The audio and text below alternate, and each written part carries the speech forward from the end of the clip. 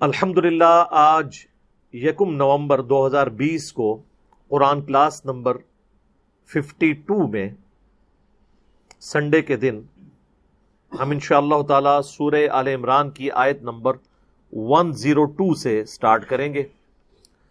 اب یہ مسلسل آیات جو ہے یہ بھی قرآن حکیم میں ایک یونیک مقام ہے کہ یہ ٹاپکس اس کے اندر کور ہوئے ہیں، اور خصوصاً اب اس وقت جو پریزنٹ امت جو فرقہ واریت کی لعنت میں پھنس چکی ہے اس کا سلوشن اس کے اندر موجود ہے۔ ان آیات کی شاید نبی علیہ السلام کے مبارک زمانے میں وہ قدر و منزلت لوگوں کے سامنے نہ آتی جو آج آ چکی ہے۔ اس زمانے میں ظاہر ہے کہ ایک ہی لیڈر، ایک ہی کتاب، ایک ہی پیغمبر کے ماننے والے لوگ، فرقہ واریت نہیں تھی، لیکن آج آپ دیکھیں کہ امت کہاں تک پہنچ چکی ہے۔ اعوذ باللہ من الشیطان الرجیم، بسم اللہ الرحمن الرحیم، یا ایہا الذین آمنوا اتقوا اللہ حق تقاتہ، اے ایمان والو اللہ سے ڈرو جیسا کہ اس سے ڈرنے کا حق ہے، اس کا تقوی اختیار کرو جیسا کہ تقوی اختیار کرنے کا حق ہے۔ ولا تموتن الا وانتم مسلمون، اور دیکھنا تمہیں موت نہ آئے مگر اس حال میں کہ تم اللہ کے تابع فرمان ہو کر، مسلم ہو کر مرنا۔ یہاں پہ مسلم جو ہے وہ اپنی لغت کے معنوں میں ہے، ڈکشنری کے معنوں میں مسلم کہتے ہیں سر تسلیم خم کرنے والا، جو اپنے آپ کو کسی اور کے حوالے کرتے ہیں۔ ہم اپنے آپ کو مسلم کیوں کہتے ہیں؟ کہ ہم اپنی رضا اپنے رب کے حوالے کرتے ہیں، کہ جیسا رب کی مرضی اس کے مطابق ہم چلیں گے، اس لیے ہم اپنے آپ کو کہتے ہیں مسلم، اپنی ول کسی اور کو سبمٹ کرنے والا۔ اسلام ہے to submit your will to اللہ، اپنی مرضی اللہ کے حوالے کرنا، یہ ہے اسلام، اور جو یہ کرنے والا ہوتا ہے وہ مسلم کہلاتا ہے۔ تو مسلم کا مطلب صرف اللہ اور اس کے رسول کو ماننے والا نہیں، بلکہ اللہ اور اس کے رسول عز و جل و صلی اللہ علیہ وآلہ وسلم کی مرضی کے مطابق بھی چلنے والا ہو، ورنہ تو وہ کاغذی مسلم ہی ہوگا۔ تو اللہ تعالیٰ فرما رہا ہے کہ اللہ سے ایسا ڈرو کہ جیسا کہ ڈرنے کا حق ہے۔ اب اللہ سے ڈرنے کا حق آپ کو دنیاوی مثال میں ہی سمجھا سکتے ہیں۔ اگر کسی شخص کا غلطی سے استری سے ہاتھ جل جائے کپڑے استری کرتے وقت، اور اس کا زندگی کا وہ پہلا ایکسپیرینس ہو، تو وہ کبھی ٹھنڈی استری کو بھی ہاتھ نہیں لگائے گا، وہ اس استری سے ویسا ڈرے گا جیسا کہ ڈرنے کا حق ہے۔ وہ کیا کرے گا؟ استری کو پہلے کسی کپڑے پہ لگائے گا، اس کپڑے کو انڈائریکٹلی کپڑے سے چیک کرے گا کہ یہ استری گرم ہے یا ٹھنڈی ہے، کیونکہ وہ حق الیقین تک پہنچ چکا ہے، اس کے ایکسپیرینس میں آیا کہ یہ تو جلا کے رکھ دیتی ہے ہر چیز کو۔ اللہ سے بھی ڈرنے کا حق یہ ہے کہ انسان اس یقین کامل تک پہنچ جائے کہ واقعی جس طرح دنیا میں فزیکل لاز ایکٹیو ہیں، اسی طریقے سے آخرت میں مورل لاز بھی ایکٹیو ہوں گے۔ دنیا میں آپ یتیم کا مال کھا جائیں، آپ کے پیٹ میں کوئی درد نہیں ہوگی، ہاں لکڑی چبائیں تو پیٹ میں درد ہوگی، کیونکہ دنیا میں فزیکل لاز ایکٹیو ہے، مورل لاز، اخلاقی قوانین ایکٹیو نہیں ہیں۔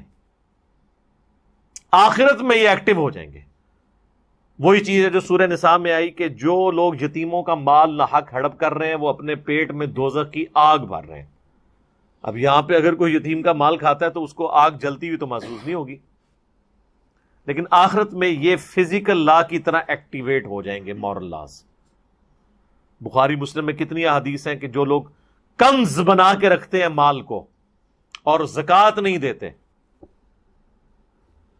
تو وہ اژدہے کی فارم میں، سانپوں کی فارم میں وہی اس کا مال اس پہ مسلط کر دیا جائے گا۔ اب دنیا میں کوئی کیا امیجن کر سکتا ہے کہ ایک سونا اس میں سے اژدہا کیسے بنے گا؟ یہ تو امیجن ہو سکتا ہے جو سورہ توبہ میں آئے کہ جو لوگ کنز بنا کے رکھتے ہیں سونا اور چاندی کو، یہ قیامت والے دن گرم کر کے ان کے پہلوؤں کو، ان کی پیشانیوں کو، ان کی پیٹھوں کو داغا جائے گا یہ تو سمجھ آتی ہے کہ جناب گرم کر کے اگر پگھلا کے سونا کسی کے اوپر انڈیلا جائے تو وہ کس تکلیف سے گزرے گا، لیکن اس سونے کا اژدہا بن جانا، سانپوں کی شکل اختیار کر جانا، اب یہ اس دنیا میں ہم اس کو امیجن نہیں کر سکتے۔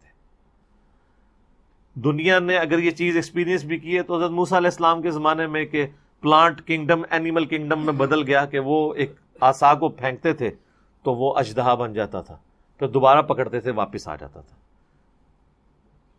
ہم نے بھی صرف یہ چیز پڑھی یا سنی ہے قرآن کے ذریعے، فزیکلی نہیں دیکھی۔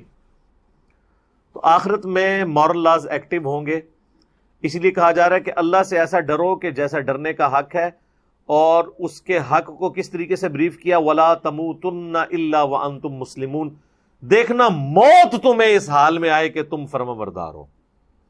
اچھا، اس کا مطلب ہمارے پرانے بزرگوں نے بڑا اچھا سمجھا کہ موت سے پہلے وہ داڑھی رکھ لیتے تھے۔ آپ دیکھ لیں، لوگ تو پرانے وقتوں کو یاد کرتے ہیں اور کہتے ہیں جی بڑا مبارک دور تھا۔ میں کہتا ہوں اسلام نے جو یہ دور دیکھا ہے نا، صحابہ تابعین کے بعد اتنا مبارک دور اسلام کی ہسٹری میں کبھی نہیں آیا۔ آج سے 30-40 سال پہلے جو لوگ کالجز اور اسکولوں میں پڑھتے تھے ان سے ذرا پوچھیں کہ کالج میں کتنی لڑکیاں تھیں جو برقع پہن کے آتی تھی چہرے کا نقاب کر کے؟ رواج ہی کوئی نہیں تھا۔ اس کو پریکٹیکلی آپ نے چیک کرنا ہے، آج بھی آپ گاؤں ایریا میں چلے جائیں، عورتیں اسی طرح گھوم رہی ہوتی ہیں۔ آج سے 500 سال پہلے کی بھی بزرگان دین عورتیں اسی طرح ہی گھوما کرتی تھی۔ یہ پردے کا ٹرینڈ، نقاب کا ٹرینڈ، برقعے کا ٹرینڈ یہ اب آیا ہے لوگوں کے اندر، جب لوگوں نے اس کو آبزرو کیا دین کو فزیکلی پڑھ کے کہ یہ ہمارا ریلیجن تھا۔ ابھی بھی گاؤں ایریا میں چلے جائیں، آپ ذرا بڑے بوڑھوں سے پوچھیں، اگر وہ جھوٹ نہ بولیں کہ جب آپ لوگ جوانی کی ایج میں تھے تو کیا کوئی جوان لڑکا داڑھی رکھتا تھا؟ اگر کوئی چھوٹی سی اس کی شیپ بھی بڑھ جائے نا تو اس کو وہ سفید داڑھی والے بابے سمجھانا شروع کر دیتے تھے، تو کہ جناب جوانی جی بڈھا ہو گیا۔ میں یہ ان زمانوں کی بات کر رہا ہوں جن کو لوگ آہیں بھر بھر کے کہتے ہیں جی پہلے بڑا اچھا وقت تھا۔ میں تو لاجیکلی قائل ہی نہیں ہوں کہاں سے اچھا وقت تھا۔ آپ پاکستان بننے سے پہلے کی ذرا ویڈیوز دیکھیں نا تو آپ کو پتا چل جائے گا کتنے لوگ جو ہے وہ فزیکلی ریلیجن کو اس طریقے سے اڈاپٹ کیے ہوئے تھے۔ گاؤں میں تو بوڑھے لوگ ہی صرف نماز پڑھتے تھے، اور ابھی بھی آپ گاؤں ایریا میں چلے جائیں تو زیادہ تر آپ کو بوڑھے نظر آتے ہیں۔ یہی حال شہروں کا بھی تھا، لیکن سر آپ اسلام آباد میں، کراچی میں، لاہور میں ذرا مسجدوں میں جا کے گنے کتنے جو ہے کالی داڑیوں والے نمازی ہیں اور کتنے سفید داڑیوں والے، تو آپ کو پتا چل جائے گا کہ اسلام نے جو یہ اچھا وقت ابھی اویل کیا ہے آج سے پہلے نہیں تھا۔ تو پرانے لوگوں نے اس کا مطلب یہی سمجھا ہوا تھا کہ موت سے پہلے پہلے اپنے آپ کو نا دیکھنا تمہیں موت نہ آئے مگر اس حال میں کہ اللہ کے تابع فرمان ہونا، یعنی موت کے قریب قریب جا کے داڑھی رکھ لو، نمازیں شروع کر دو، باقی پوری زندگی یاشی کرو۔ 60 سال کے بعد جب گورنمنٹ بھی آپ کو ریٹائر کر کے ٹھوڈا مار کے نکال دے کہ اب تو اس قابل نہیں ہے کہ سرکاری نوکری کر سکے، اب جا کے اللہ کی نوکری کرو، تو پھر اس نوکری کا جو رزلٹ نکلے گا وہ آپ کے سامنے ہی ہے۔ اس کا مطلب یہ ہے کہ چونکہ تمہیں یہ پتہ نہیں ہے کہ تمہیں موت کب آنی ہے، لہذا ہر وقت موت کے لیے تیار رہو۔ کسی کو نہیں پتا اس کی موت کس وقت آنی ہے، تو کہا جا رہا ہے دیکھنا تمہیں موت نہ آئے مگر یہ اس حال میں کہ تم اللہ کے تابع فرمان ہو۔ تو کوئی شخص بتا سکتا ہے کہ مجھے موت کب آنی ہے؟ اللہ کی ڈیسٹنی میں میری عمر کتنی لکھی ہوئی ہے؟ اس کو تو آپ پلان کر ہی نہیں سکتے، اور ہمارا سب سے بڑا مسئلہ یہ ہے کہ ہم موت کو پلان کر ہی نہیں سکتے۔ ورنہ تو بڑا اچھا تھا کہ اگر کسی کو بتایا جاتا ہے بھائی اس کی 45 سال ہے، اس کی 30 ہوگی، اس کی 75 ہوگی، اس کی 80 ہوگی، بڑے اچھے طریقے سے لوگ پلان کرتے ہیں، مسئلہ ہی حل ہو جاتا۔ لیکن ابھی تو پتہ ہی نہیں ہے، پوری زندگی غفلت میں گزرتی ہے، اور جب موت آتی ہے انسان کہتا ہے اوہ یہ کیا ہو گیا۔ اور آج کل تو اس طرح کی عجیب و غریب قسم کی لا علاج بیماریاں آ چکی ہیں کہ چلتا پھرتا بندہ جو ہے وہ اس طریقے سے غائب ہوتا ہے کہ پتہ ہی نہیں چلتا۔ اچانک پتہ چلتا ہے گھٹنے میں درد نکلی، وہ جی کینسر نکلا ہے جی، ہڈیوں کا کینسر ہو گیا جی، سر میں درد ہوئی، وہ جو ٹیومر نکلا ہے جی، او پہ آ جائے بندہ۔ تو اللہ تعالیٰ کہہ رہا ہے کہ تمہیں موت نہ آئے اس حال میں مگر تم مسلم ہو۔ مراد یہ کہ ہر وقت اللہ کے سامنے اس کے تابع فرمان رہو، کیونکہ موت کا تو پتہ نہیں ہے۔ یہ نہیں ہے کہ جب موت آنے والی ہو تو یہ کرو، وہ تو کسی کو پتہ ہی نہیں ہے۔